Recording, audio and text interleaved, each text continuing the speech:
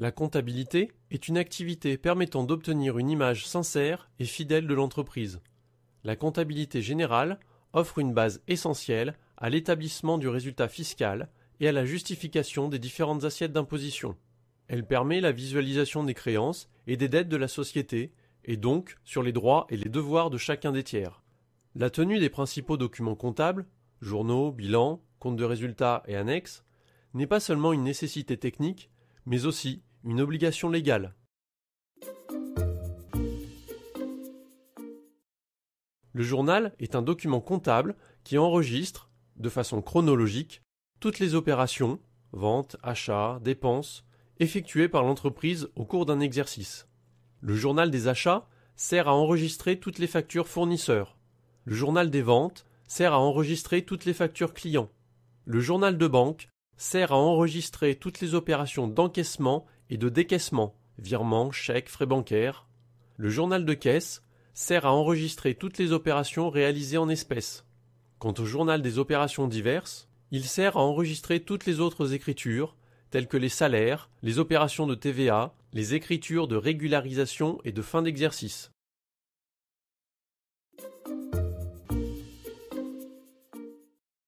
Le grand livre est un document comptable obligatoire qui regroupe tous les comptes de l'entreprise qui figurent au journal. Les principaux grands livres sont les suivants. Le grand livre des clients présentant tous les comptes clients. Le grand livre des fournisseurs présentant tous les comptes des fournisseurs. Le grand livre général présentant tous les autres comptes.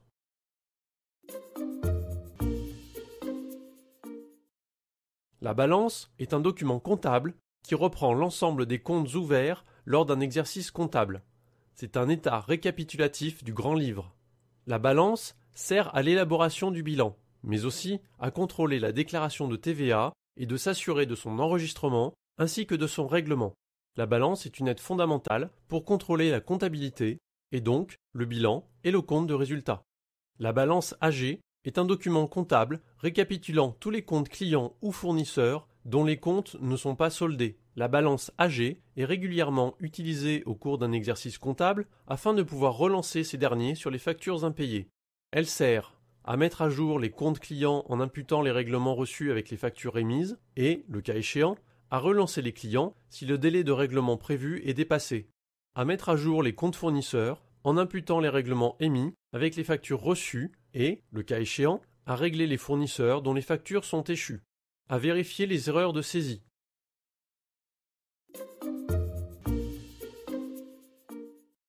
Le bilan est une photographie du patrimoine de la société en fin d'exercice. C'est un document de synthèse qui doit être établi à la fin de chaque exercice comptable.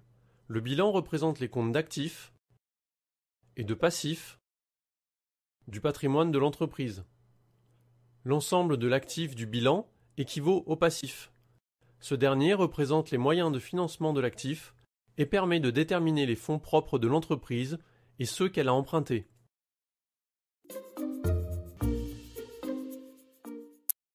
Le compte de résultat est une photographie de l'activité de l'entreprise pour un exercice comptable. C'est lui aussi un document de synthèse qui doit être établi à la fin de chaque exercice comptable. Il présente l'ensemble des revenus et des charges de l'entreprise et indique le résultat fiscal pour la période prise en compte.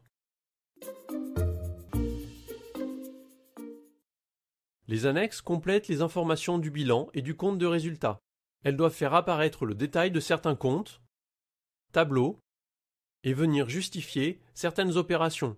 Elles permettent de faire une meilleure analyse de la situation financière de l'entreprise.